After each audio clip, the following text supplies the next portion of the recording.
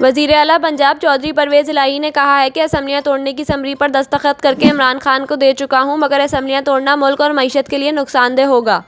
अपने एक इंटरव्यू में परवेज़ इलाही ने कहा कि एस्टेब्लिशमेंट चाहती है कि वफाकी और सूबाई दोनों हुकूमतें चलती रहें। उन्होंने कहा कि सोलो फ्लाइट नवाज शरीफ भी करते थे, सो फारिग हो गए। जनरल फैज़ हमीद डंडी ना मारते तो इमरान खान किसी को जेलों में भी बंद ना कराते। परवेज़ इलाही ने कहा कि उस्मान बुज़दार ने पंजाब का बेड़ा गर्क कर दिया था। मैंने 4 माह में सब ठीक किया, एक दिन आराम नहीं किया, मगर अब ऊपर से डंडा चल गया तो चल गया। उन्होंने चौधरी शुजात के साथ ताल्लुकात की बहाली की तस्दीक करते हुए कहा कि जुम्मा इनके साथ ही पढ़ा।